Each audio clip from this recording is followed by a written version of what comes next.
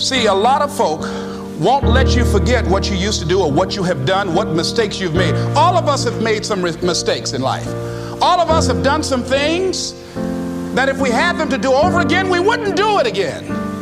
There are a lot of things that if I had it to do over again, if I knew then what I know now, I would have done it differently. Well, it didn't happen that way. In your mind right now, think about some particular event or act in your life that you feel very bad about, that you really regret that took place. If you had to do over again, you would do it differently. What is done? With that there, I want you to see yourself in your mind's eye and say to yourself, I love myself unconditionally and I forgive myself. If I knew better, I would have done better. Think about somebody that you've hurt, somebody that you've disappointed, either deliberately or inadvertently, or someone that has hurt you deliberately or inadvertently. Think about them, somebody that you really, when you think about them, the room turns red. Look at them in your mind's eye and say, I forgive you. I forgive you unconditionally. Whew, boy, that's a heavy load to let off. When I thought about that guy, I said, wait a minute, I can't, no, you don't know what this guy did. You don't know what we went through. My student said, Les, forgive, let it go. If you want to be forgiven, you better forgive somebody. None of us are perfect. All of us have made some mistakes. And it wasn't easy. It's not easy forgiving, am I right? It's hard. See, everybody won't forgive. They say, I forgive, but I don't forgive now.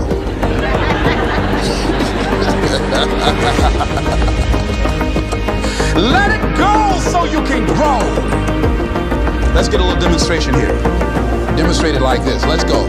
I throw away negative thoughts. Revenge. Guilt. Anything that's been holding me back. Now with that right hand, let's bring something in. I bring in love, peace of mind, good relationships, whole lot of money.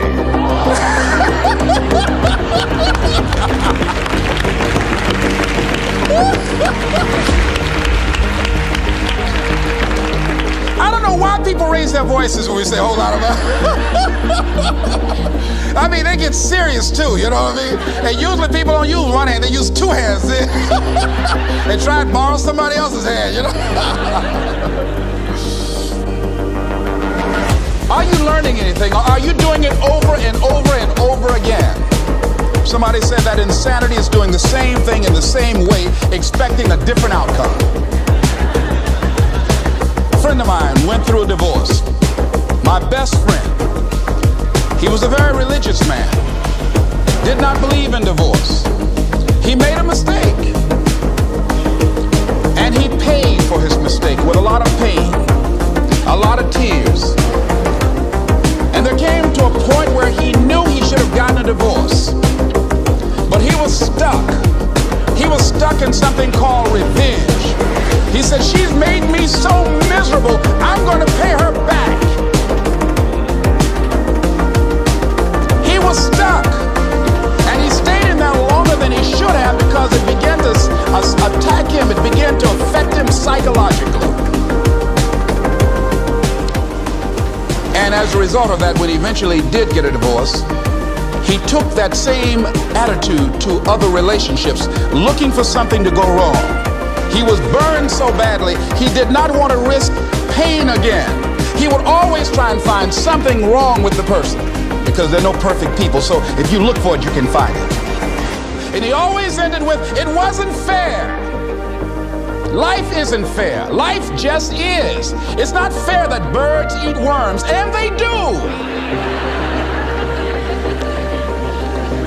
So we can't even deal with what's fair.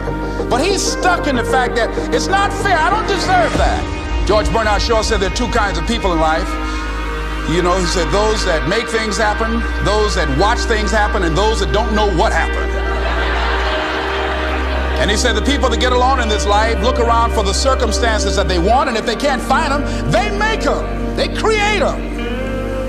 So part of beginning to get unstuck, you've got to decide that the behavior pattern that you have adopted doesn't work for you. You've got to change your strategies, and changing your strategy means reinventing your life. I love reading the book called As a Man Thinketh by James Allen. He uses the analogy of the mind being like a garden. You know, weeds don't have to have any encouragement to grow. You don't have to water them. They don't have to get sunshine. They don't have to have fertile ground. They will grow through the cracks of a sidewalk. Am I right? But if you want to grow orchids or roses or any kind of exotic flowers, there are special processes and procedures you must go through. Well, by the same token, you don't have to force yourself or motivate yourself to think negatively, to be depressed, to hate somebody, to want revenge, to want to get back at somebody, to beat yourself up over the head, to feel loaded with guilt. You don't have to make any effort to do that. Your mind is on automatic. It will do that by itself. She said, Les, until you handle it with grace, it will stay in your face. And it stayed there a long time. See, a lot of people want to exempt themselves from taking responsibility. All they want to do is talk about the problem. Every time you see them, they'll tell you their story over and over and over and over again. No. You want to take responsibility for your life.